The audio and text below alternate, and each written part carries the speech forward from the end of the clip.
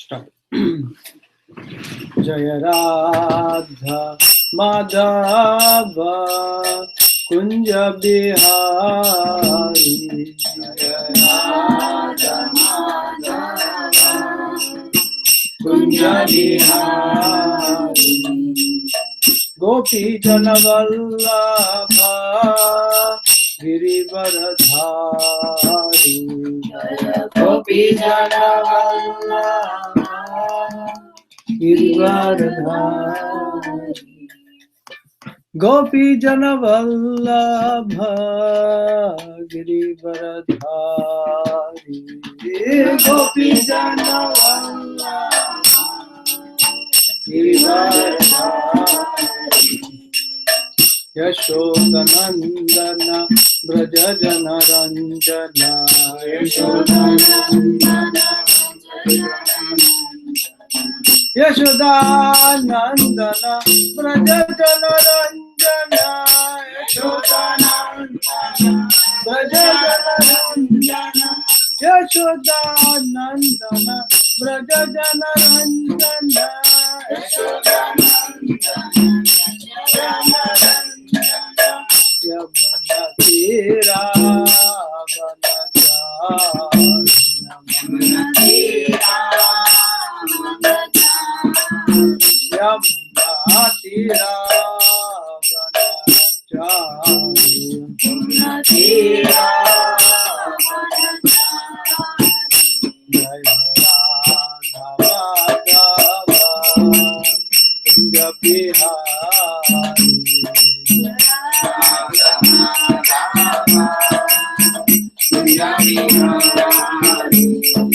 Gopi Jana Vallabha Girivaradhari.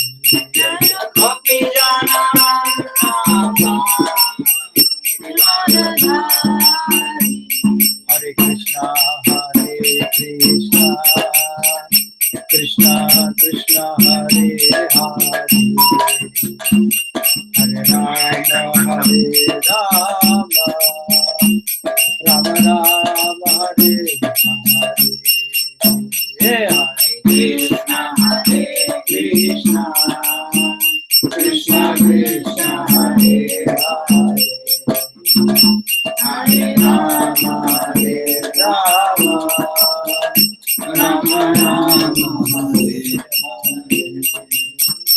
Hare Krishna Hare Krishna Krishna Krishna Hare Hare Hare Rama Hare Rama Rama Rama Hare Hare Hare Krishna Krishna Krishna Krishna Hare Hare Hare Rama Hare Rama Rama Rama Hare Hare Krishna Krishna Krishna Hare Hare Hare Rama Rama Rama Hare Hare Hare Krishna Krishna Krishna Hare Hare Hare Rama Hare Krishna Krishna Krishna Hare Hare Hare Rama Rama Rama Hare Hare Hare Krishna Krishna Krishna Hare Hare Hare Rama Rama Rama Hare Hare. Hare Krishna. Hare Krishna. Om Jnanatimirandasya Jnananjana-shalakaya Chakshurunmilitam Yena Tasmai Shri Gurave Namaha. Shri Chaitanya Manobishtam Sthapitam Yena Bhutale Swayam Rupa Kadamakyam Dadati Supadantikam Vandeham Shri Guru Shri Yutapadakammalam Shri Guru Vaishnavamsya Shri Rupam Sagrajatam Sagana Raghunathanvitam Tam Sajivam Sadvaitam Savadutam Parijana Sahitam Krishna Chaitanya Devam Shri Radha Krishna Padam Sagana Lalita Shri Vishakhamritam He Krishna Karuna Sindhu Dinabandhu Jagatpate Gopesh Gopika Kanta Radha Kanta Namostute Tapta Kanchana Gaurangi Radhe Vrindavaneshwari Vrishabhanusute Devi Pranamami Haripriye Vacha kalpatarubhyasya kripa sindhubhyev vacha patitanam pavanebhyo vaishnavebhyo namo namaha. Shri Krishna Chaitanya Prabhu Nityananda Shri Advaita Gadadhara Shivasadi Gaura Bhakta Vrinda Hare Krishna Krishna Krishna Hare Hare Hare Rama Rama Rama Hare Hare. Hare Krishna.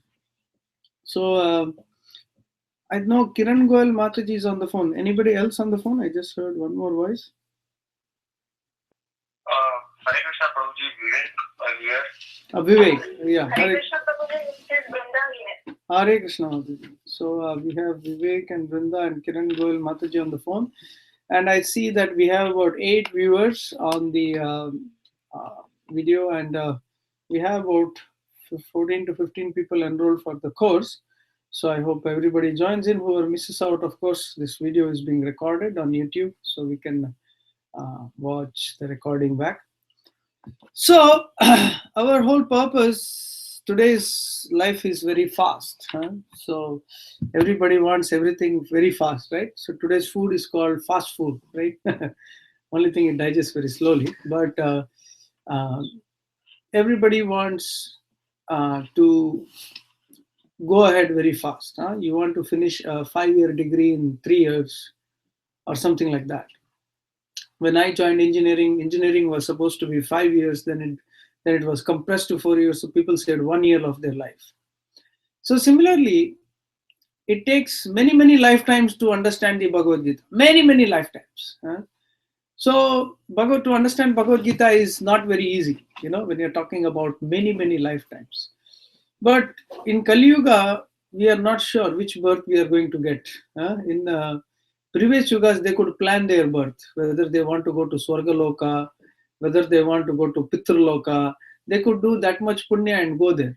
Today, everything we do is full of sin. There is what we eat is plastic, what we think is plastic. It's very tough. So this Kali Yuga is very dreaded. It is very difficult. But there is one wonderful hope. And what is that hope?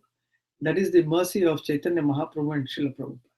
So although Srila Prabhupada once said to his disciples, they were committing a lot of mistakes. So Srila Prabhupada said, you have cow dung for brains.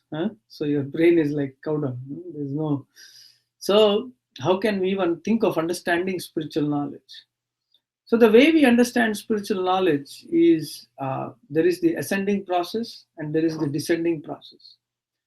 So ascending process means we speculate ourselves and we try to experiment and find out something. So that is what the scientists try to do. But that process will never let us understand things in a proper perspective, because we are limited by our senses and we are completely illusioned. We have a tendency to commit mistakes and we have a tendency to cheat. And with all these frailties, with the little bit of human senses, we cannot understand spiritual knowledge. So spiritual knowledge has to be understood when the mercy is flowing from the top. Because we are so tiny, it's like if you take an ant and tell the ant, put the ant on like a, put him on a huge pot, on one end of a huge pot, and you make the pot move round and round and put the ant on that pot and ask the ant to measure the pot. It has no way to measure that pot. It has no way to measure that pot. So similarly, in this material, there is no way to understand this unlimited, even this material world. It is Krishna, it is external energy of Krishna. It is also unlimited, very difficult to understand. So how do we understand? By the mercy of Guru and Krishna. So understand one thing, the base of understanding the spiritual knowledge is Guru, Sadhu and Shastra. Remember these words. So we are going to undergo this Bhagavad-Gita crash course. We want to get a bird's eye view of the Bhagavad-Gita. So we cannot understand, to understand shloka by shloka will take like at least 6 months or 1 year of continuous classes. But the idea of this Bhagavad Gita crash course is to give you a nice overall bird's eye view of the entire 18 chapters of the Bhagavad Gita. And then after the 18 chapters are done, then I will give you a test. I'll give you all a call by phone, and we can actually discuss. And the whole idea is not just to test you, but to discuss with you your level of understanding, so that you can follow the spiritual process. That is the whole idea of doing this Bhagavad-Gita crash course. So we will try to, from little realization that I have, nobody can say I have understood the Bhagavad-Gita fully, because it is unlimited. But yes, there is a basic level of realization, basic level of understanding, which we can definitely share. But depending on your level of realization, you can go deeper and deeper. And the same thing, like just now, few minutes ago, before the class, I was reading the Bhagavad Gita. I was reading the slides, which we will present in the class, and it gave me an even better realization.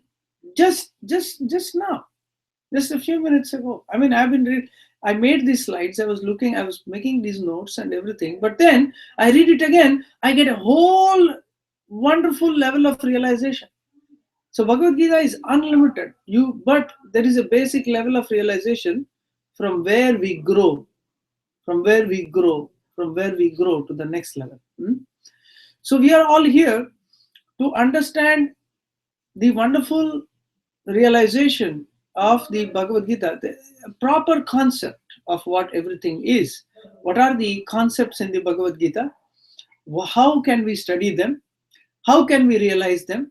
So this is all that we and how we can implement them in our life. That is very important. Yes, to understand knowledge. Oh, the class was very nice. And just like some people went to some very nice Swamiji's Bhagavad Gita class, and they went, what nice English that Swamiji spoke. No, that is not our purpose here. How nicely the class was delivered. Our purpose is to understand the Bhagavad Gita and to implement it in our day-to-day life. So in the email that I had sent you for the class, I had sent you 2 PowerPoints. So the first PowerPoint deals with the essential elements of the Bhagavad Gita. So what is the essential elements of the Bhagavad Gita? And then the second PowerPoint contains the summary of chapter 1, 2, and 3, which we will discuss today. 4, 5, and 6 summary we will discuss tomorrow. So I would request everyone to open up what I'm doing is, if you are watching me on the computer, what I would suggest is, if you have a phone, you can open up the PowerPoint on the phone and watch the live on the computer. You can, that way you can switch. It won't obstruct your view. So whichever works for you. So the essential elements of the Bhagavad Gita, or anyway, I'm going to read the PowerPoint. So what is the Bhagavad Gita? So that is the first question. So what do we need to understand in the Bhagavad Gita? So the Bhagavad Gita is the essence of all the scriptures and the perfection of all knowledge, all spiritual knowledge, given to us directly by the Supreme Personality of Godhead, Sri Krishna. So this Bhagavad Gita is the mature fruit of all spiritual knowledge. So the word Veda means knowledge. Veda means knowledge. So the Veda, there are millions and billions and millions of shlokas in the Veda. Now this Veda contains all knowledge, Ayurveda, Dhanurveda, all types of knowledge. And this Veda gradually becomes summarized. But the problem with Veda is 80% of it is material knowledge. It's not 100% spiritual knowledge. For example, Ayurveda, it is about health, but it is not 100% spiritual knowledge. Dhanurveda, so we have to pray to Indra, Chandra, Varuna, all these things are there in the Dhanurveda, but in general, it is not like the perfect spiritual knowledge, isn't it? So this is 80% of Veda is called Karma Khanda. 15% is Jnana Kanda. Only 5% is Bhakti, is understanding the true essence of spiritual knowledge. So if you read the complete Veda, in the Bhagavad-Gita, Krishna says, Traigunya Vishaya Veda Nistraigunya Bhavarjuna. That this Veda is made up of the three modes of material nature. What is the three modes? We'll discuss. But it's all about material nature. Nistraigunya Bhavarjuna. That become Nistraigunya, become free from these gunas.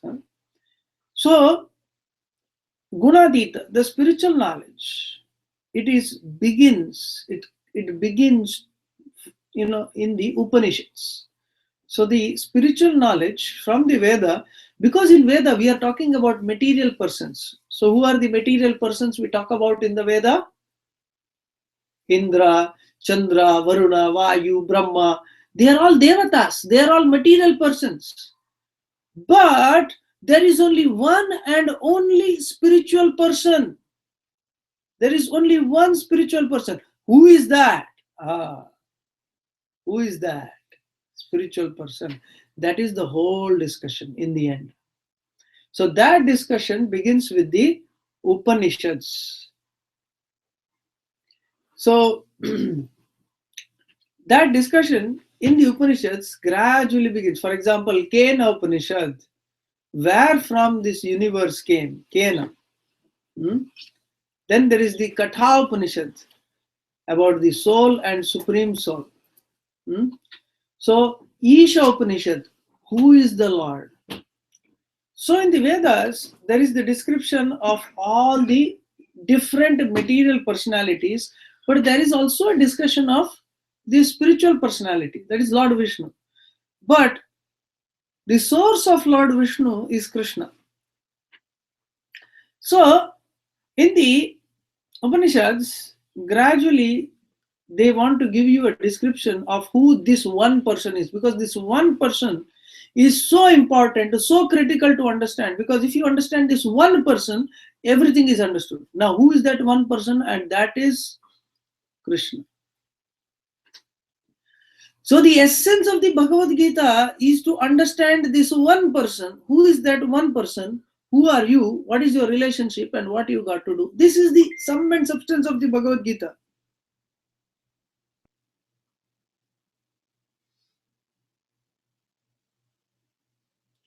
Right? So the sum and the substance of the Bhagavad Gita is to understand who is Krishna, who are you, what is your relationship, and how do you execute. Because knowing that relationship itself is self-realization, and to act on that basis, and that is real self-realization. So let me summarize once again. So what is the Bhagavad Gita? So the Bhagavad Gita is the essence of all the scriptures. So the Vedas talk so much about Karma Kanda, Jnana Kanda, and Bhakti Kanda, but most of it is Karma Kanda, material enjoyment in different ways. So then the the Vedas, the real spiritual knowledge, begins to be touched upon in the Upanishads. But the essence of all that is put together, of all the Upanishads, is in the Bhagavad Gita. So all the Upanishads talk about some subject matter, one or two subject matters. But the Bhagavad Gita and the Vedanta Sutra, Veda Anta, the end of all Vedas. End of all Vedas means it's not the end of all Vedas. It is the beginning of spiritual knowledge. Because spiritual knowledge is unlimited, the end of all this knowledge is unlimited. The beginning is unlimited. So that is Vedanta. So Vedanta and Bhagavad Gita, these are the two parallel scriptures. So there is Veda. Essence of Veda begins to be understood in the Upanishads, and from the Upanishads, the essence of all the Upanishads is the Bhagavad Gita or the Vedanta Sutra. So Bhagavad Gita and Vedanta Sutra both have 5 subject matters each. 5 subject matters each. So that 5 subject matters will be discussed in the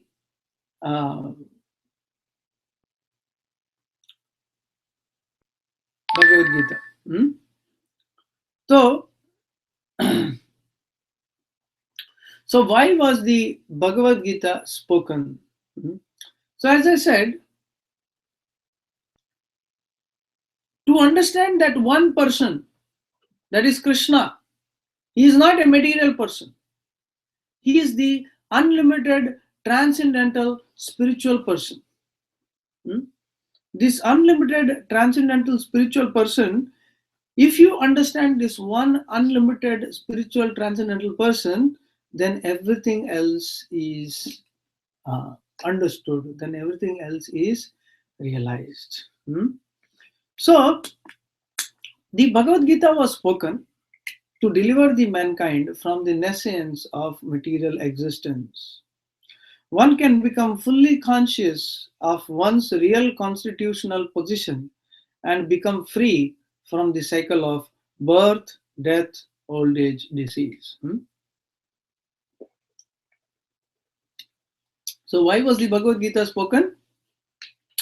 To deliver the mankind from the nescience of material existence. So, nescience of material existence means we exist in an atmosphere in which we are not meant to exist. The soul is not meant to have a material body. This material body is a symbol of our disease. This body itself is a disease. The fact that the soul has a material body means he is not in his real position. The real position of the soul is actually in Vaikuntha, in the spiritual world. Is actually in the spiritual world. But unfortunately, the soul is now having a material body, and how long will the material body last? Till you die. But not just one death. We have been going through deaths millions and millions and millions of times. Once this birth is over, again another birth, again another birth, again another birth, birth after birth after birth after birth. We keep going on and on and on until and unless we are saved by Krishna in the form of Guru. So Krishna himself comes and speaks the Bhagavad Gita so that we have a chance to. I'm just logging into the chat below. Those who are watching live, they have a chat option on the and you can ask questions from there. So anytime you have questions, you can actually you can actually ask in the chat, and I will be happy to answer your questions later on at the end. So anytime you get a question, you can just those who are on the phone, in the end I will give them a chance to ask questions, but those who are on the chat, you can just type your questions there, and I will answer them at the end of the class, or if I get a chance in between, I'll answer them. Okay, so this Bhagavad Gita is meant to give you true spiritual understanding of who you are, what is your relationship with Krishna, and how do you build up that relationship. So that is the subject matter of the Bhagavad Gita. How do you build up that relationship and, as they say, live happily ever after. So that you get out of the cycle of birth and death. So this Bhagavad Gita was spoken. So is the Bhagavad Gita relevant today? Yes, Bhagavad Gita is very much relevant today, because by following Bhagavad Gita sincerely, even in this modern age, we can see in our own ISKCON society, so many sannyasis, sadhus, devotees, and spiritualists, they are all existing based on today the following the Bhagavad Gita properly. So that is the situation. We find that this Bhagavad Gita is relevant even today. So what is the essence of the Bhagavad Gita? The essence of the Bhagavad Gita. Now this is very, very important. Like I explained a little earlier, the essence of the Bhagavad Gita is Krishna is God. First thing, there is only one God. There is only one Supreme Lord. There is only one controller. That is Krishna. Accept Krishna as Supreme. That is number one. Number two, we are his eternal servants. All the jivas are the eternal servants of Krishna. So we are all meant to serve Krishna. So that is our real position. We are all meant to serve somebody, isn't it? Even if somebody is Mukesh Ambani, he has to serve his wife. He has to serve his own senses. He has to take care of his kids. Nobody is saying I am the boss. I am existing that so that everybody gives me enjoyment. No, he has to. Even the biggest king has to take care of his wife. He has to serve somebody. Even to earn, he has to serve some client to earn that money. He is not the boss of everything that he need not work. So our nature is to serve. Now to serve whom? To really serve Krishna. So that service is done out of love. That service is done out of love for the uh, other living entities. So because we are all meant to serve somebody, so if we accept and understand Krishna is God, we are his servants, then we take to bhakti yoga. So what is the goal? Ultimately we understand Krishna, we understand who are we, who is Krishna, what is our relationship, and we take to bhakti yoga. We take to yoga and ultimately come to bhakti yoga. That is the goal. That we come to the point of bhakti yoga. And when we come to the understanding of bhakti yoga, that is when our understanding of the Bhagavad-Gita is complete. Now, of all the different editions of the Bhagavad-Gita, what we read, why is Srila Prabhupada's Bhagavad-Gita as it is so significant? So there are so many editions of the Bhagavad-Gita in which the writers have misinterpreted the Bhagavad Gita and given a wrong notion of the Bhagavad Gita to the people. They have put their own interpretation. Oh, there is something within Krishna. You are God. Or Bhagavad Gita is just an analogy. It did not really happen. All these kind of things. Now, because of that, the real meaning of the Bhagavad Gita, that Krishna is God and we are his servants and we are meant to serve Krishna in Bhakti Yoga, that real message is lost because people put their own masala chai in that. So, the real understanding of the Bhagavad Gita, it is given by the four sampradayas. There are four sampradayas: Brahma Sampradaya, Shri Sampradaya, Kumara Sampradaya, and Rudra Sampradaya. So Lord Shiva is also a guru, Lakshmi ji is also a guru, Brahma ji is also a guru, and the Chatur Kumaras are the guru. So from these four gurus come four sampradayas, and they are teaching. Like we in ISKCON, we come from Brahma Madhva Gaudiya Sampradaya. And of course, Chaitanya Mahaprabhu, who is Krishna himself, he came within the Sampradaya. So this is even more special today. So we have to understand that this comes from the Brahma Madhva Gaudiya Sampradaya. So this knowledge is coming from Parampara. Krishna says in the Bhagavad Gita, Evam Parampara Pratam Imam Rajarshayo Viduhu Sakale Neha Mahata Yogo Nashta Parantapa. So Krishna is saying that in the course of time, this knowledge was lost. Sakale neha mahata yogo nashta parantapa. So this knowledge, sa evayam maya tedya. So I am giving you this knowledge now. And the main reason why Krishna is giving this knowledge to Arjuna is Bhakto si me sakha cheti rahasyam hi etaduttamam.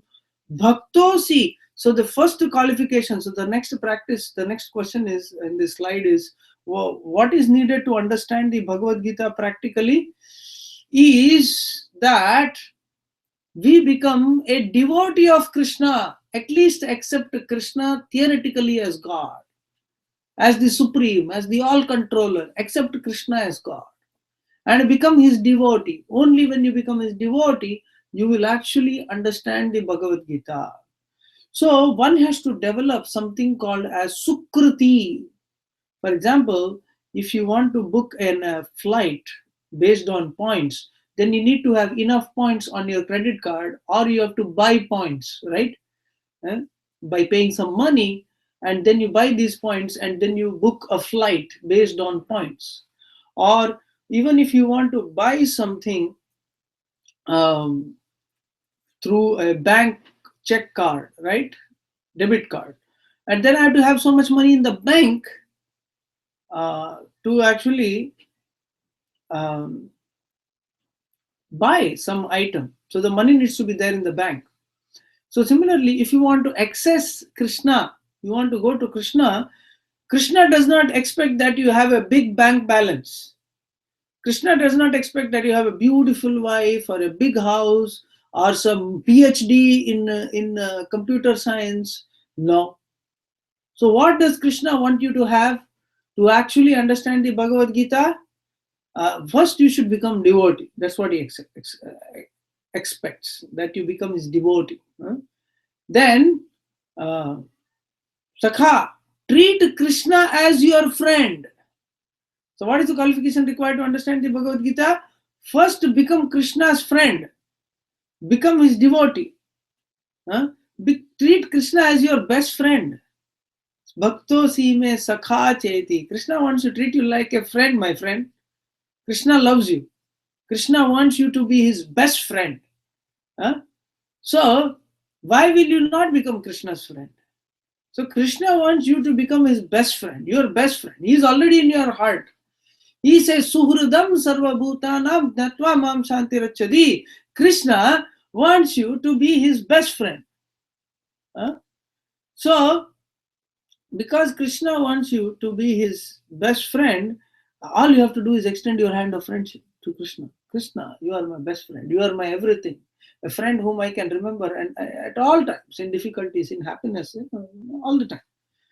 So treat Krishna as your best friend, become his devotee, and develop sukruti by becoming his devotee, by performing devotion.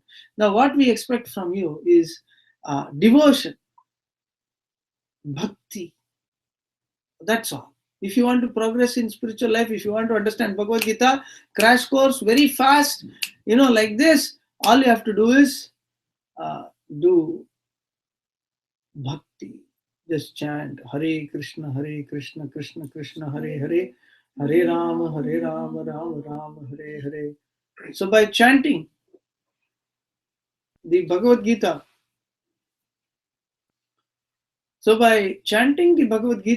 we actually by chanting the Hare Krishna Mahamantra, it is an act of devotion. So I would recommend those who are not chanting to start chanting Hare Krishna mantra on the beads. If you do not have beads, just let us know. We will immediately send beads for you. I'm sure most of you have beads to chant. If you do not have, please, we will be happy to send one offered beads from the temple so that you can start chanting. Those who are already chanting, continue to chant and render bhakti. Means what you eat is also very important. So what you eat should be vegetarian food, and the food should be offered to Krishna. Means you should cook without onion, garlic, and offer that food. I mean, I'm not saying right today, but if you want to understand faster, the best is if you can cook food without onion, garlic, and offer that food to Krishna. Means make a plate for Krishna, special plate which is only for Krishna. Keep it in front of Krishna and chant the Hare Krishna Mahamantra. Offer it to Prabhupada and Krishna, and then Krishna will accept. And when you eat that food becomes bhakti. That food gives you spiritual knowledge, makes you not only free from all material karma, but also gives you spiritual knowledge. So by doing these little things of acts of devotion, one can actually understand the Bhagavad Gita. So we have to purify ourselves to be ready to understand this great science of the Bhagavad Gita. So understanding of the Bhagavad Gita. So the next slide, understanding the Gita. So like I said, there is Pratyaksha Pramana, Anumana Pramana, Shabda Pramana. So Pratyaksha Pramana means experimental knowledge. So don't try to understand the Bhagavad Gita by some material experimentation like the scientists. So the scientists are trying to understand this world by doing experimentation, but they are doing the worst thing possible. For example, if you um, if you buy a television like you buy during the Black Friday sale, right? People buy a lot of television. $300, let me buy one. And they buy the television and take it home. And then what happens? The television, how do you watch the television? You don't open up the glass and start measuring the circuits or following the circuit, or let's see where the electricity flows. You don't do that. You just take up the manual or on button, channel button, and then you watch it, right? It's easy. There is a manual to guide you. So similarly, when this world was created, Krishna gave us the manual, Bhagavad Gita.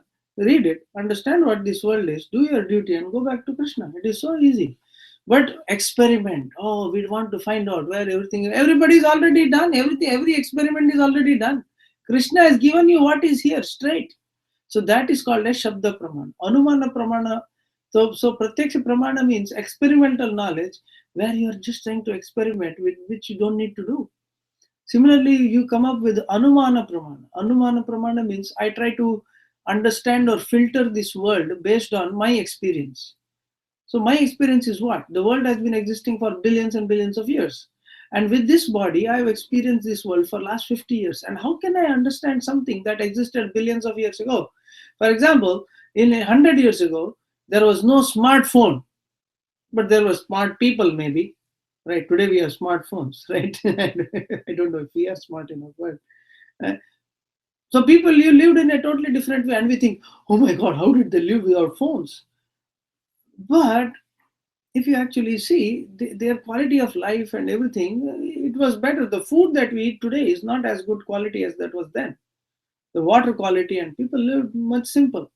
In India, of course, we know people lived. They had people used to cook in silver, gold pots.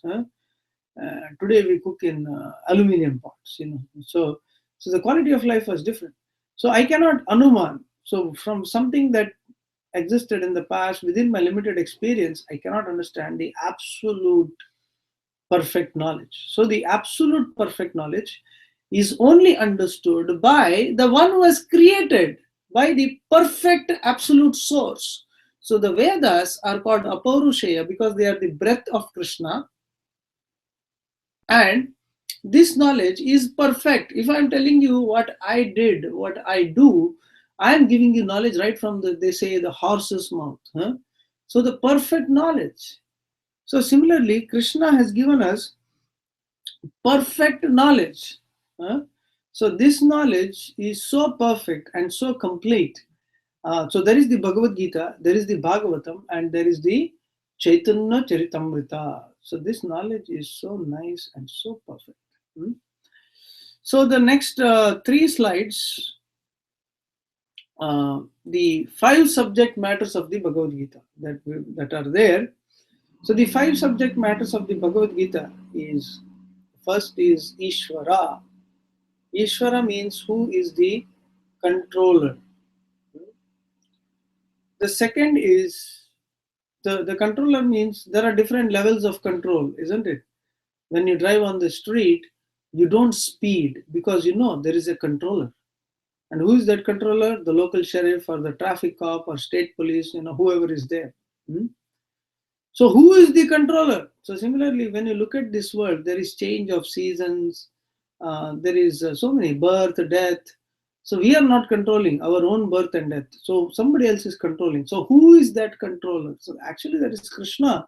That is what we come to the conclusion of in the Bhagavad Gita. But how do we? Who is that Krishna, and how do we understand him? So the second is Jiva. So Jiva means Atma, the soul. So Jiva. So the third is Prakriti. Prakriti means material nature. So Jiva means the soul, who is you. So who are we? We are actually, the soul is actually not meant to die. The soul is never born, the soul never dies. So Prakriti, so Jiva.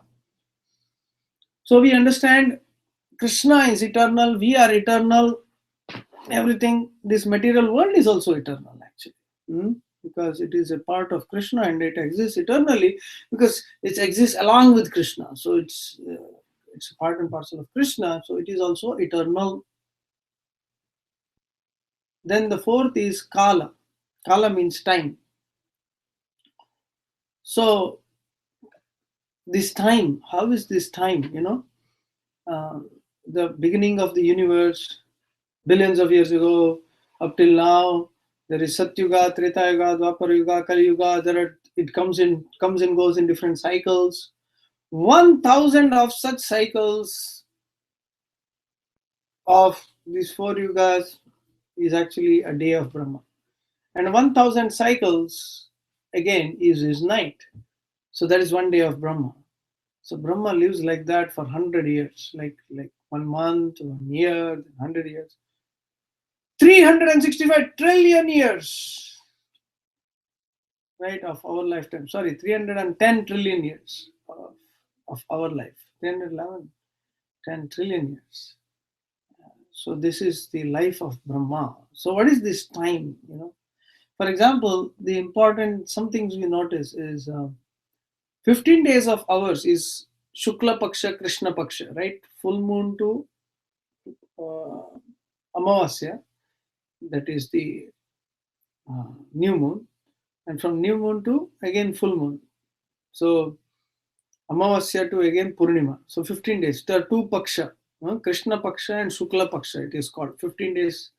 So one Shukla Paksha is 1 day for the Devatas, for the Pitris. Pitra Paksha, there is a Pitra Paksha, which is 1 day for the Pitris when they come down to this world. So practically 1 year of ours is actually like 12 days for them, right? So similarly, 1 year of ours, Uttarayana and Dakshinayana. Uttarayana is the day for the Devatas, and Dakshinayana is the night for the Devatas. So 1 year of ours is 1 day for the Devatas, and the Devatas live about 10,000 years. So Kala, the time. And then there is Karma. Karma means activity. So activity, there are 3 kinds of activities that we usually perform. So the 3 is, Krishna explains, is karma, vikarma and akarma. So karma means good activity, pious activity. So karma, then there is vikarma. So vikarma means impious activity, and then there is akarma. Akarma means spiritual activity. So karma, vikarma and akarma.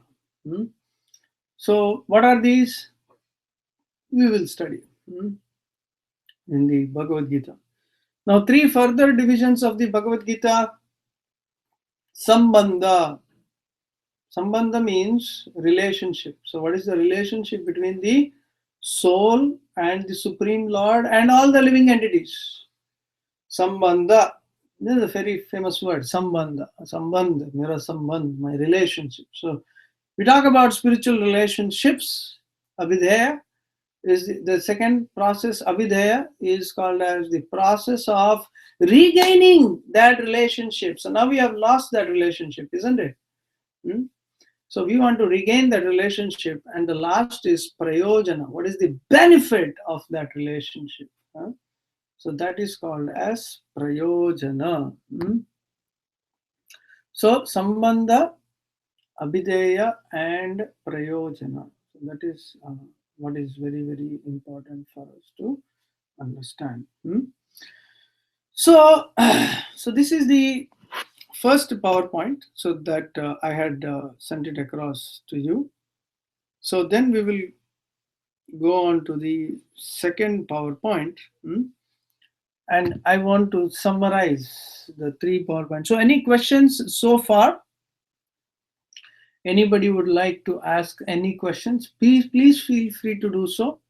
So those who are on chat can chat and ask your questions. That is below. If you're watching me live on the New Vrindavan website, on the web page below there is a chat box. You can type your name in and just enter there, and you will be able to actually ask questions. So please feel free to ask questions, and I encourage questions very much. And then those who are on the phone, we are free also to ask questions right now if you would like to, or else uh, we'll continue with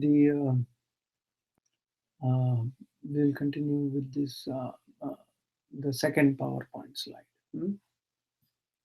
So the second PowerPoint slide today that we have um, is about the first 3 chapters of the Bhagavad-Gita. So the essence of the Bhagavad-Gita. Could you please again Shabda and Shastra Praman? So Shabda and Shastra Pramana means, so question by Bindu Madhav Prabhu is, could you please explain the Shabda and Shastra Praman? So Shabda and Shastra Praman means, actually Shabda and Shastra are the same. So Shabda means sound. So sound here refers to the Vedic sound because they are transmitted by sound. Earlier Vedas was not in the written format, but it was transmitted by sound. Actually Vedas, the relevance is not in the written format, but the relevance is in the hearing of the Veda, is in the way it is chanted and heard. That's how it is. So that's why it's called Shabda, and it's also called as Shastra. So this Shastra, this Shabda, this sound, this knowledge is very, very important for us to understand. So this knowledge, this Shabda, this knowledge is the sound which is emerging from the breathing of the Lord. So whatever comes from the Lord directly, like this Bhagavad Gita, is also coming from the mouth of the Lord.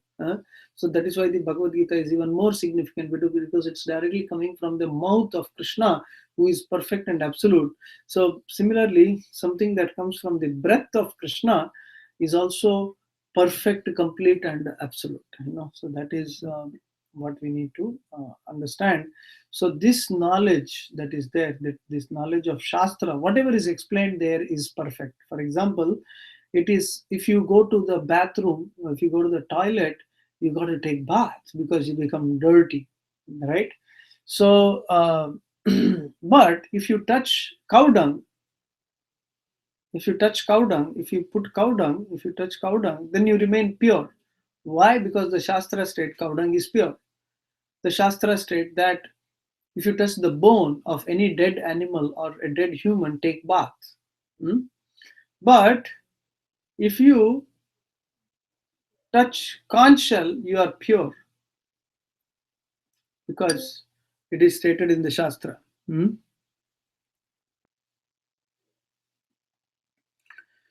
So I think Bindu Madhav Prabhu, I think that's the understanding the Shastra is that the Shabda Pramana coming from a perfect source, and the knowledge is all perfect. So that is why this knowledge is passed on through parampara as it is, because what matters is the knowledge passed down as it is with complete purity, and the message becomes perfect and clear to us. So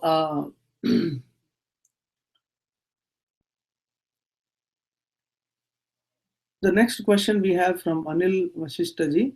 Could you please summarize the 4 sampradayas in an email letter? Definitely, I will summarize.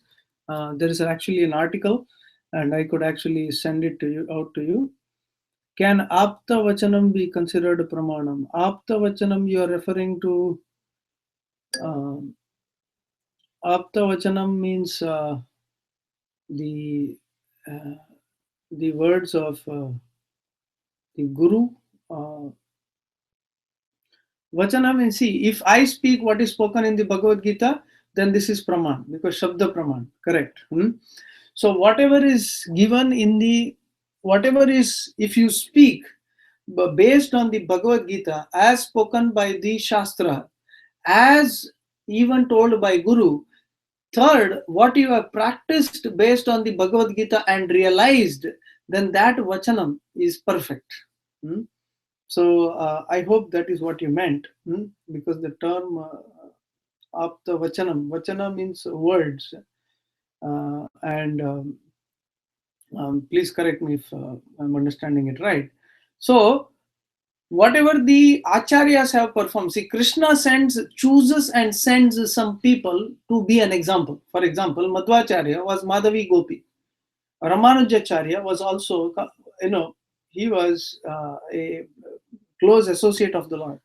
The 6 alvars that were sent, they were all the Shankha Chakra Gada Padma of Lord Venkateshwara, so they were all Sudarshana, so they were all devotees of the Lord who are already Lord's devotees. So Krishna sends these wonderful people to give this spiritual knowledge. Then there are devotees who are from this material world, who are advanced devotees, who take up the mantle from these wonderful souls. And like, for example, Srila Prabhupada was a God-sent person. He is a Shaktavesh avatar. So he then trains up one more class of advanced devotees. So those who became his disciples, many were new freshers, neophytes, but there were also people who had done bhakti in their past life, but they were born in America to become devotees. And then now they are very wonderful, top class devotees, and they are doing wonderful preaching. So they are also studying Bhagavad Gita, doing bhakti and realizing, and then preaching based on their realization. So that which comes from sampradaya, which is practiced honestly, and that which comes, that knowledge is pramana. So I hope that answers. Yes, I saw your message.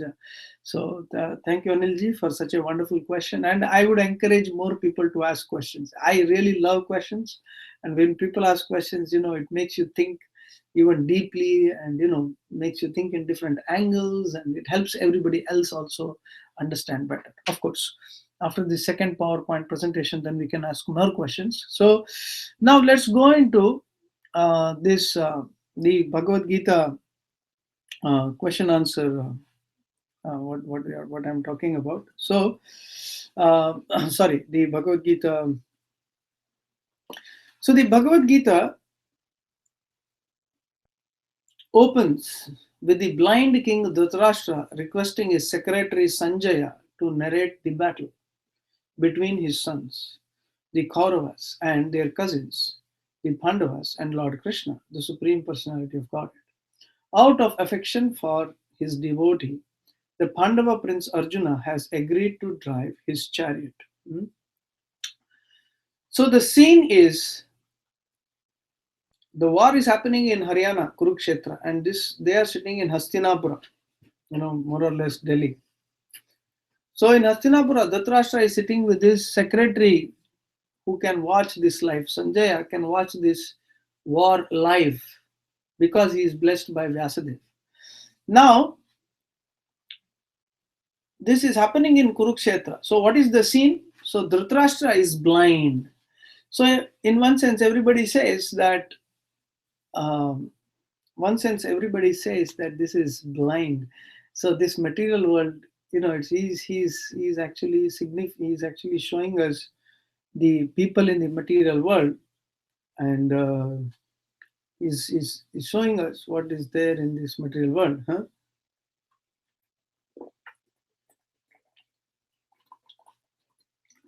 How people with material desires become blind.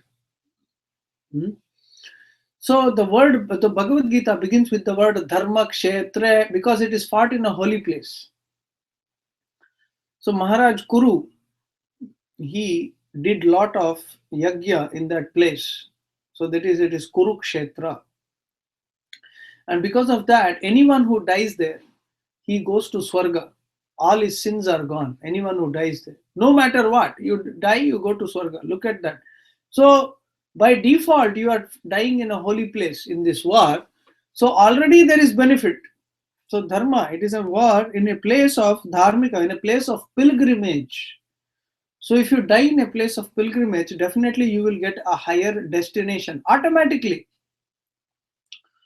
So Dharma Kshetre. So Bhagavad Gita begins with Dharma Kshetre, Kurukshetre, Samaveta Yuyutsavaha, Mamakaha Pandavaschaiva Kimakurvata Sanjaya. So yeah, Sanjaya.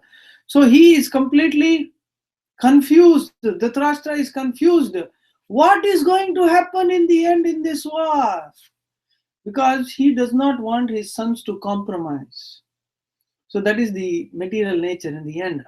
So that is a strategy. That is a very horrible material strategy. Material strategy means there are many strategies: win, lose, lose, win. Right here, I win, you lose. I was giving this. I was watching this lecture by Radheshyam Prabhu. He was saying there is material strategy: win, win. I win, you win. Let me live, and let you live. But here, the strategy is I want to live, I don't want you to live. I want to live the way I want to live. I don't want you to live. This is his point there. So to the Kauravas, and and he is telling our Dhritarashtra what is happening in this war. So Sanjay is explaining to Dhritarashtra what will happen now in the battlefield. So what he's seeing is live. So Duryodhana is walking up just before the war is about to start. So both the armies are arrayed in the battlefield, and Duryodhana walks up to Dronacharya. So because he is banking on Dronacharya and Bhishma to actually lead the war for him, but he wants them not to have affection. Actually speaking, Dronacharya and Bhishma, they don't want to kill the Pandavas because they have so much affection for them. So because even before the war is about to start, Arjuna throws two arrows, and one arrow lands in front of Bhishma and one arrow lands in front of Drona, and he is offering his namaskar. So you are the one who is standing opposite you is offering namaskar to you. Will your heart not melt for such a person? So that is the quality of Arjuna. So here Duryodhana comes with this diplomacy. Material world means a diplomacy. So Duryodhana comes out with this diplomacy, and he is coming out, and he is trying to warn. He's trying to warn Bhishma and Drona. Fight for me. Don't be slack in your fight. So very, very important that you keep your wits at your end, and you focus on the enemy. Don't be affectionate towards your enemy. Be attacking. So he is trying to tell Dronacharya, look, your disciple Drishtadumna is standing right in front there, and he has collected and made that army. So then he counts. Duryodhana counts. He says, look at that. There is Bhishma, there is Drona, there is Bhima, there is Arjuna. Those are the only two people in his mind because he wants to fight Bhima. So Bhima, look at Drona, and then he tells a bunch of warriors on the other side. So then he says, there are warriors on my side who are also unlimited. He thinks he has the best army. And he got his army by pressure. Bhishma was there because he had vowed to protect the throne in Kurukshetra. So that is why Bhishma was there. Drona, because he had taken, dana, donation or money from Duryodhana for teaching. So that is why he was there. Similarly, Kripacharya is Kul Guru. So Guru, how can he leave they have Nishtha, right? So similarly, Karna was there to show his prowess, not that he wanted to be with Duryodhana. So similarly, there was Shalya, but Shalya was cheated by Duryodhana. So Duryodhana Shalya was coming back from South India once, and on the way, he was very hungry and thirsty, and he saw a guest house. So he was very hungry, and he was treated so nicely. And he was so happy. He said, "Oh, those who made this guest house, I'm so happy with them. And in return for what nice food and treatment they have given me, I'm ready to do anything. So then immediately Duryodhana lands there. And Duryodhana says, "Ha ha ha, I made this and I took care of it. Now you have promised that you will do anything. So now join me in the war against Pandava." Shalya said, "What? How can you cheat me like this? I cannot join you. I have told I will join the Pandavas, but you have uttered from your mouth that you will, do anything for them. Now you have to do it. So I am asking you, fight for me." So then Shalya was very upset. Okay, I'll keep my word, but in the end, uh, in the end,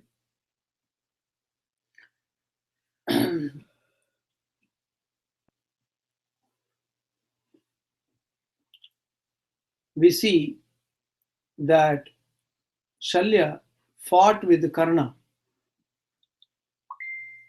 So Shalya fought with Karna, and he left the battlefield. So you cannot have people on your side who are not committed to you. You cannot have. So this is the situation in this material world. But the Pandavas were all had committed people. They shared responsibility. They had trust in each other.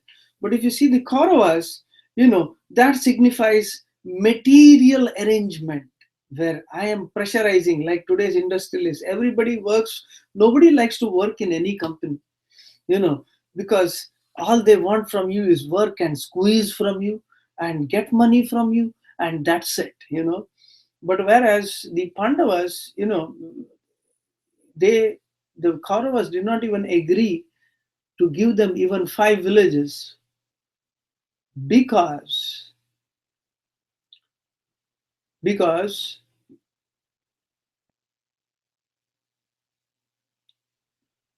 they knew that these 5 villages, if the Pandavas have, they will make it like Swarga, and people will just want to live in those 5 villages, right? Because the king is affectionate, loving.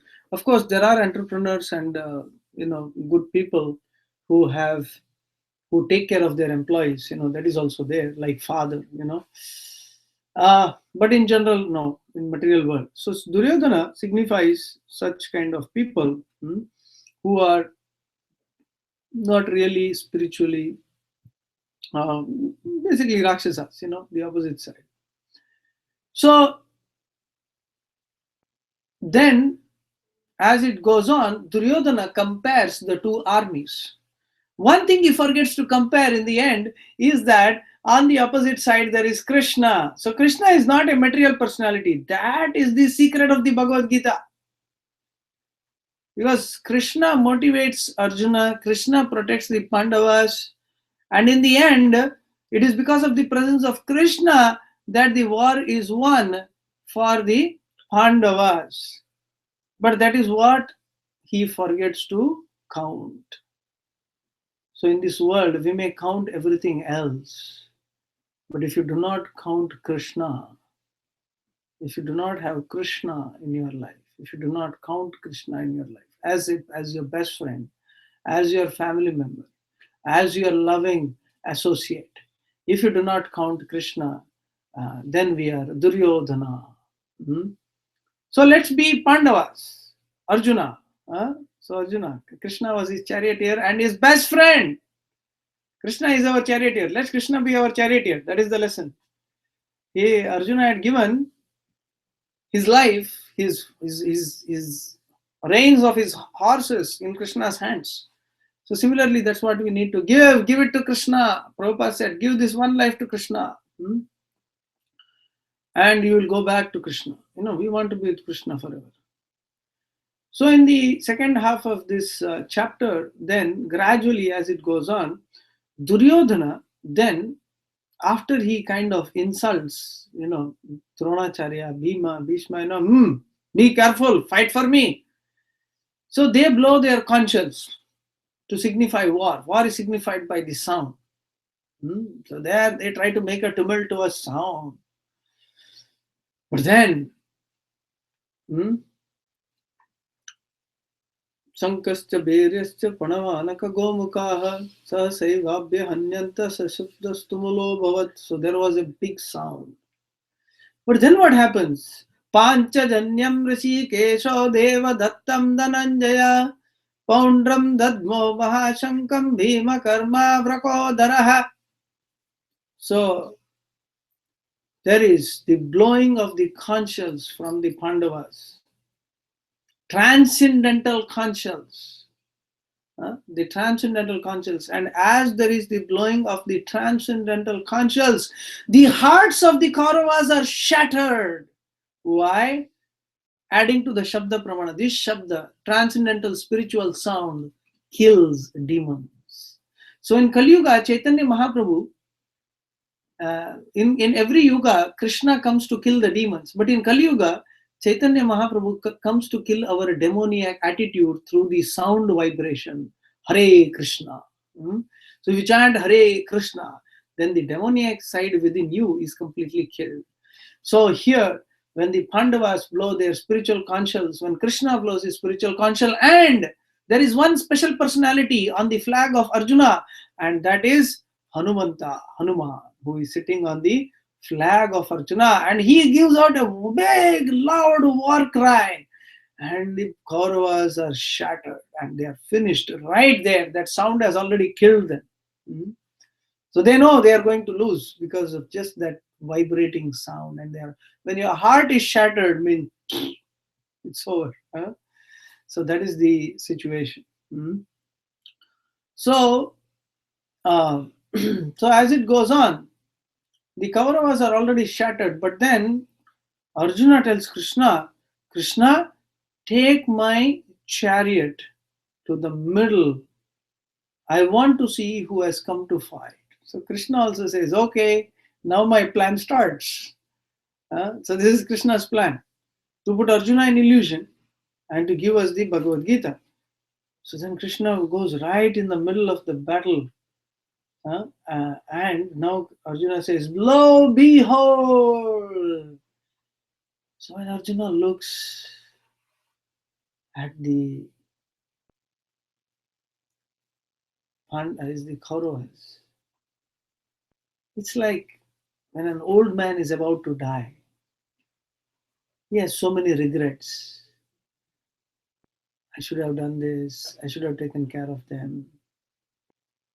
Or when you see an eminent scene, when you're about to die, when you're in. I had one friend who was admitted to a hospital and he felt he was going to die. He was so sorrowful. He had so many things to do in life. He was so depressed. Arjuna, in a few moments, when he sees his grandfather, he sees his guru, he sees his brothers, uncles, fathers, friends, all these people, he begins to become depressed. He begins to lose his mind. He thinks, what am I going to live for? If everybody is going to die, what I'm going to enjoy? He looks front, he looks back. He says, all my uncles, all my brothers, all my friends, they're all going to kill each other. He knows how powerful each person is. This is going to destroy the entire family. This is going to destroy the entire planet. Millions of women are going to be widows. Who's going to take care of the children? The society will be in ruins. Everybody will go to hell. What is this war? Why? Are we all going to kill each other? Why we are going to do this bloodshed?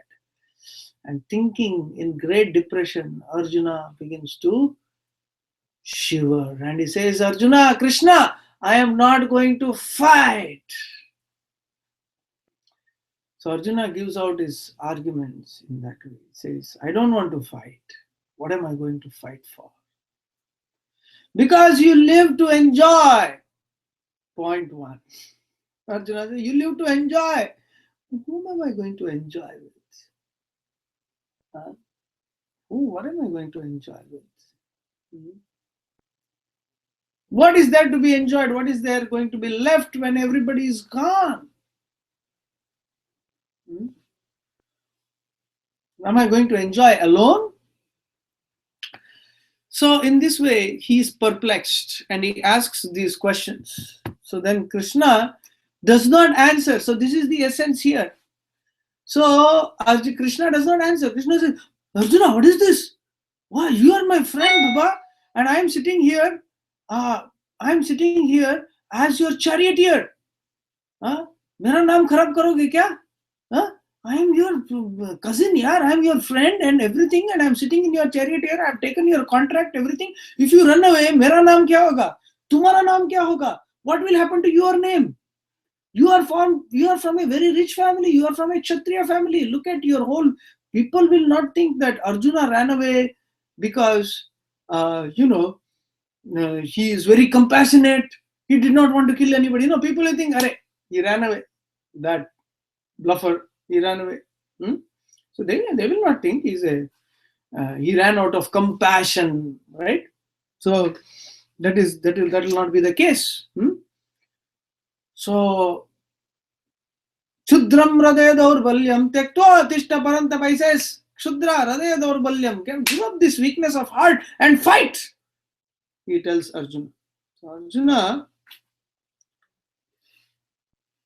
says, Krishna doesn't make sense to me. How can he say this? He understands that he knows Krishna can answer his questions, but Krishna is not answering. He's asking so many questions. Why should I fight? Everybody is going to die. Will you kill your guru? Will you kill your... He's asking so many questions there. And he's not answering. Krishna is not answering. Why? Then Arjuna understands. Understand this point. This is a very important. What does... Then Arjuna says, Shishyasteham shadimam tvam prapannam. He says, now I am your disciple and a soul surrendered to you. Please answer my questions. So the first chapter, transition to the second chapter is this. So first chapter is all this material counting, Arjuna's bewilderment, and Arjuna's questions. And then transiting into the second chapter, Krishna is at the beginning of the second chapter. Krishna refuses to answer. Krishna is just telling Arjuna, let's fight, come on, like a friend. And Krishna and Arjuna understands. Prabhupada says, when Arjuna understands that friendly talks, if you want real spiritual answer, don't do friendly talks. Surrender. This is the essence. So the whole Bhagavad-Gita, it begins in the beginning. It's here, that surrender. Shishyasteham shadimam tvam prapannam. So he says. Shishyasteham shadimam tvam prapannam. So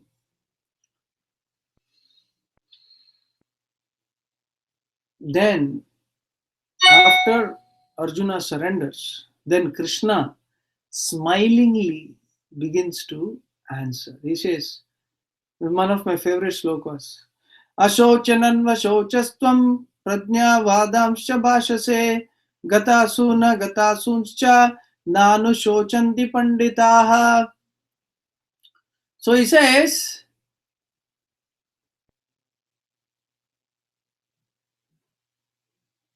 you are speaking like a very, very learned man and you are grieving that is not worthy to be grieved for. Means this body is, you should not grieve for this body. This body is meant to die. Those who are intelligent, they do not worry about past and future. So that is again pertaining to the body. Means all you are doing is pertaining to the body. Everything that you are doing is pertaining to the body. So you are not, your basis itself is wrong. Your thinking itself is wrong. Whatever your context you are thinking, you are not thinking of the eternal spiritual topic. You are not basing your talk, your questions on the relevant side. The relevant side is that you are not this body. And all your questions are about body, about material welfare, about all these different things. How to go to heaven if all these people die, who will do the pindodaka kriya for their family? All these questions are pertaining again to body and rebirth. But you're not talking about that part of you which is never affected by any of these activities. The wonderful thing about what Krishna says here, now please listen to this very carefully. The next sloka, so here Krishna condemns that you are not the body, right? So bodily existence is not you, means you are not this material person. But who are you? Natu eva aham jatu nasam natvam neme janadipaha na chaiva na bhavishyamaha sarve vayamatah param. He says, Natu eva aham jatu nasam natvam neme janadipaha. So neither Natu eva aham jatu nasam, we are never born. Natvam neme janadipaha, nor all these kings. Na chaiva na bhavishyamaha sarve vayamatah param.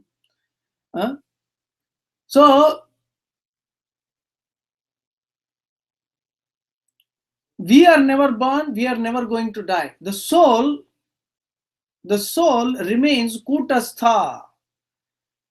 Now the essence of this understanding is the soul is an individual. The soul, our school, New Vrindavan school, asked the children to write about qualities of soul. And she wrote, the soul is bomb-proof, waterproof, fireproof, and the soul is airproof. So that was actually true. The soul never touches, never is affected by anything material. So the answer here is that the soul is eternal and the soul is a person. The soul has a spiritual form. The soul is an individual. Now what is that individual? So that individuality is because, for example, you go to Goloka, after you die, what do you do? So that was my question. The soul, when it goes to the spiritual world, the soul, you see Krishna face to face. Right? Prabhupada says, but then Krishna has a face, you have a face also, spiritual face. So you have a spiritual body, you have a spiritual face, you have spiritual eyes, but everything is absolute, means each can do the function of the other, but then they have special functions. There is soul has a spiritual intelligence. The soul also has a mind, intelligence, and spiritual ego, and which is called Samvit, Sandhini, and Ladini, which is converted when you come down to this material world. The soul gets mind, intelligence, ego, material mind, material intelligence, material ego. But in the spiritual world, he has a spiritual mind, spiritual intelligence, and a spiritual ego. So this is there. So we have to understand that you get back your spiritual self when you go to the spiritual world with a spirit, complete with a spiritual body, spiritual mind, spiritual intelligence, spiritual ego. So Krishna is saying this is the individual you are. So Krishna, in the beginning here, he is doing analytical analysis of why Arjuna should fight. He says, what dies is not you. You never die. So you are worrying about their death, they don't die. Their bodies go and they get fresh body. Right? The first analytical analysis up till Shloka 30, Krishna is talking about Atma, the importance. So this is the Jiva. Krishna explains about the Jiva. So next Krishna explains, actually, if you read this, that Arjuna should fight. Arjuna should fight as a matter of duty. As a matter of duty. So Krishna is talking about spiritual duty and material duty. So Krishna is telling Arjuna, even if you die in this battlefield of Kurukshetra as a Kshatriya, even then, you will go to Swarga Loka anyway. So, but if you do it for dharma, for the sake of dharma, you will get a higher destination anyway. But if you do it thinking of material sense, for material benefit, Krishna is telling Arjuna, still you are getting benefit. But if you do it just for dharma, higher purpose, you will still get benefit. So there is no option but to fight. materially and spiritually, both. But then Krishna explains that if Arjuna gradually, Krishna explains to Arjuna that one has to fight, and Krishna tells Arjuna that one has to fight with intelligence. So Krishna explains in the end of the second chapter, Krishna gradually explains Karma Yoga and Buddhi Yoga. So one thing we have to understand here, concept. So one is the concept of the soul, Atma. The soul has a form. Okay, the first concept is the soul has a form. Okay. So second one we have to understand in the third chapter. So I'm going to summarize here. So this is the last 10 minutes of today's class. In a few minutes, I'll summarize this, and then we'll summarize this, and then we'll try to wind up for today. And I will continue. We'll continue tomorrow. So here, in the third chapter, Arjuna is confused. Now the second chapter is summarized the way it is.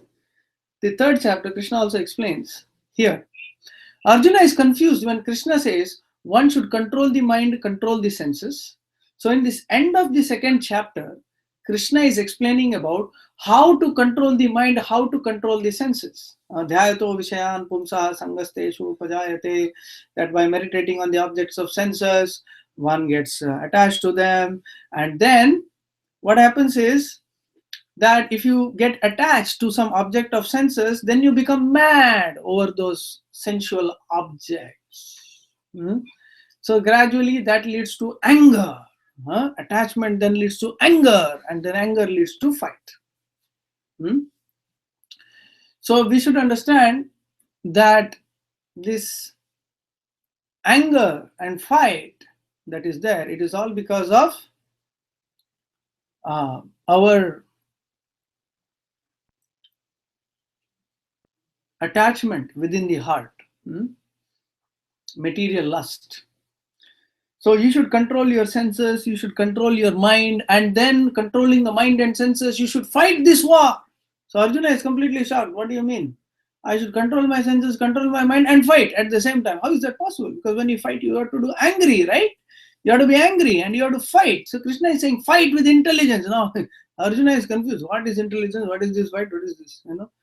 So Krishna asks, so he tells him, tell me what is good, to fight or to be in intelligence. So Krishna is thinking to fight the war and to be in spiritual knowledge, where spiritual knowledge means control your mind, control the senses, be in spiritual intelligence, and fight at the same time. What is this?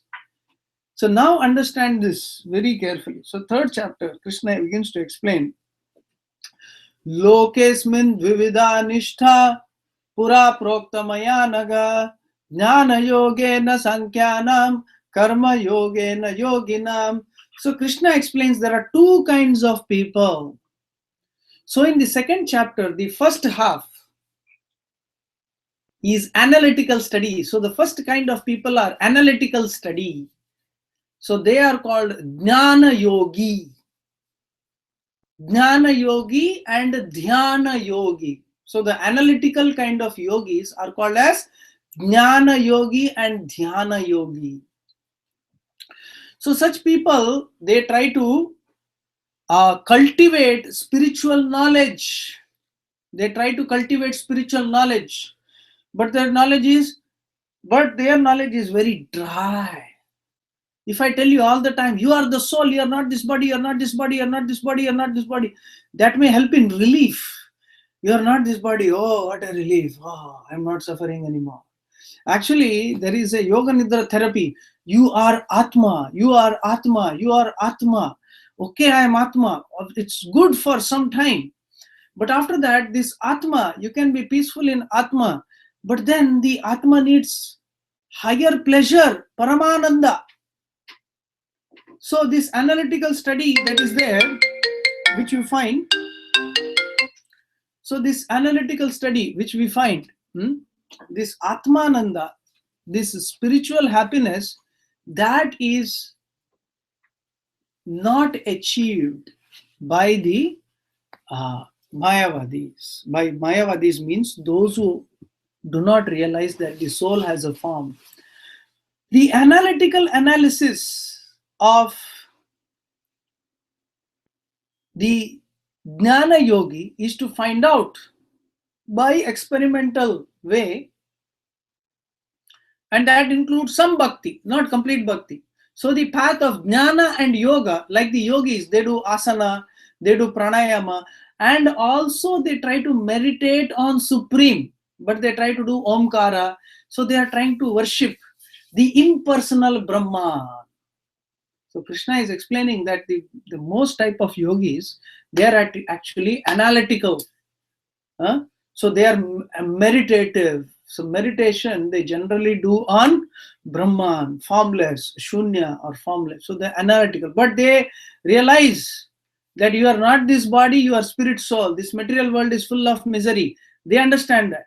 So this Jnana Yogi and Dhyana Yogi. So there is, from Krishna in the spiritual world Vaikuntha, Krishna is the person. From him comes Brahman, the light. So Krishna has this Brahman effulgence. And then Krishna enters into each person. Atma is there, but then he is also Paramatma in your heart. It is said he is the size of the thumb, means this big, this is in your heart. So there is Brahman, Paramatma, and Bhagavan, Krishna himself. So he is understood in three features: Brahman, Paramatma, Bhagavan. So Krishna says that there are two kinds of yogis in this world, broad category. One is Jnana Yogi, one is Karma Yogi. So this Jnana Yogi, his goal is to realize the Brahman, is to realize soul. And for him, Brahman means that wonderful light, he's trying to focus on. And maximum to maximum, they become meditative and they search within the heart, because all the yoga scriptures, they say he resides in your heart. But who is he? That is not clearly given. He says Vishnor Paramam Padam. So he tries to find through experiment. He wants to see. But that is the analytical. But the second yogi is called as Karma Yogi.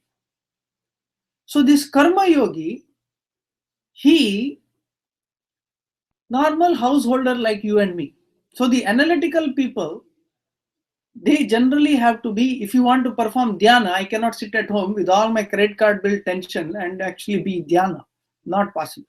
I cannot go to the forest. So then if I don't pay tax, if I come back after 5 years, I'll be in jail, right? So I cannot go to forest and come back in Kali Yuga. So practically, Karma Yogi means householder like you and me. Of course, we practice a little bit of dhyana and everything, but what is our goal? What is our focus? Our focus is actually to realize through our work.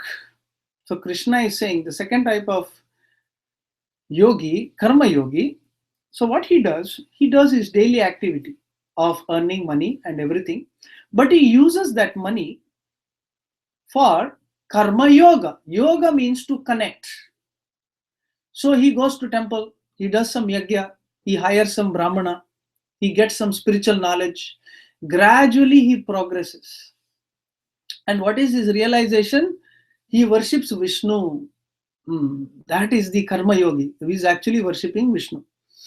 And gradually he realizes that this Vishnu, so he gains knowledge automatically. He realizes that Vishnu is supreme and I have to give everything to him. I have to serve him. I directly act on spiritual platforms. So, but from being a householder, gradually I transition through knowledge that I get, that I can serve him 24 hours a day. And then I come to the conclusion that Krishna is supreme and I have to surrender unto him. So this surrender, that is complete bhakti yoga. Those who are doing analytical, the Jnana Yogi, Dhyana Yogi, eventually they come to Bhakti Yoga when they realize Krishna, but it is a long, long path. So that is why Arjuna, as it goes on, Krishna says, Arjuna asks, which is better, which of the two is better, analytical study or karma yoga? Krishna says, karma yoga leading to bhakti yoga is better, because analytical study, to sit and study shastras whole day, to take sannyas, that is a very difficult path. So Krishna is giving us a very practical path to follow. Do your work, offer the results to Krishna gradually, as you are offering your results to Krishna, and then gain spiritual knowledge. So Krishna glorifies spiritual knowledge in the end. Whatever yajna you do, in the end, the phala of the yajna is there. If I do this yajna, I will get this benefit. If I do this yajna, I will get a son. If I do this yajna, I will get a daughter. If I do this yajna, I will get money.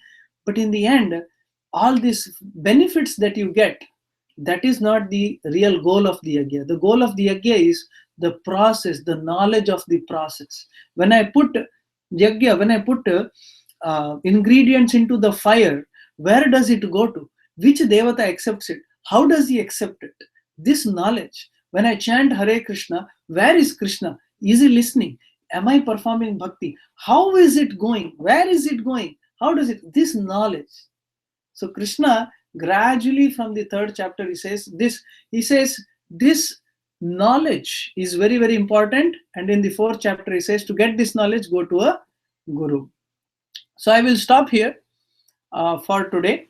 It's already quite a lot that we discussed. I will definitely continue tomorrow, 11 o'clock, same time. But now I would like to take some questions any of you may have, and we can discuss on this more. You are also free to call me on my cell phone number, which I've already given in the email. You can call me anytime. I'll be happy to answer.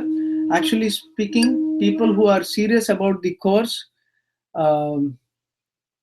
so I was very eager. Even if one person is ready to study the Bhagavad-Gita, I am ready to give my whole time to that person, because one person who is seeking spiritual knowledge is more important. One moon is more important than millions of stars out there. So I'm really thankful to all of you for taking up this course, a real study. So there is a lot of studying that we can do. And I want to give you the essence of all the 18 chapters connecting. And then we will see if you want to have some 1 or 2 extra classes, or we can keep in touch and continue. So for now, for today's class, I would suggest immediately now after the class, you can go through the 2 PowerPoints that I've given. And right now, I'll be happy to answer any questions that you may have. So those who are on the chat, please ask through chat. And those who are on the phone, Kiran, Vivek ji, and Vrinda Mataji, so do you have any questions as of now?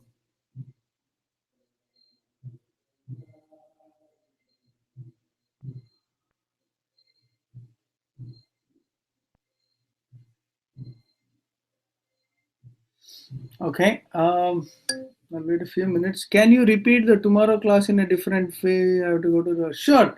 So those who miss any class, please tell me a good time which works for you. Then I will try to adjust my schedule with that.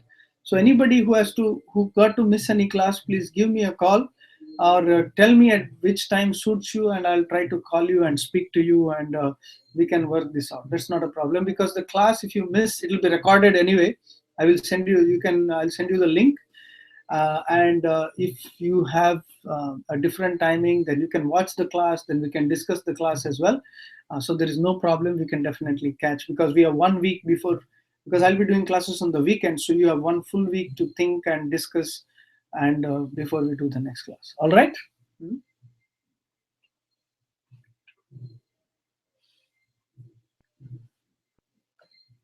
Okay. So no questions as of now for today. So you can go through these notes, the PowerPoint notes that I've already given, and go through this lecture again. So this will be available on this link till tomorrow, and I will send you the link. I'll send an email today immediately with this link on YouTube, so that you can watch the class again.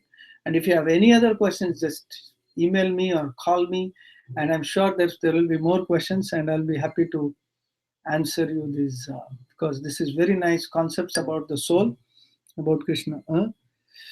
Okay, so I will stop here, and we will see you all tomorrow at 11 o'clock. I will send you all the details by today evening about tomorrow's class, and we'll be happy to catch up with you. And I will do a,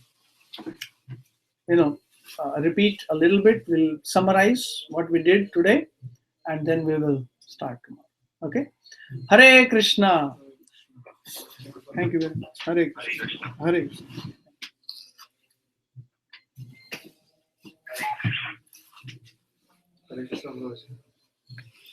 Hare Krishna.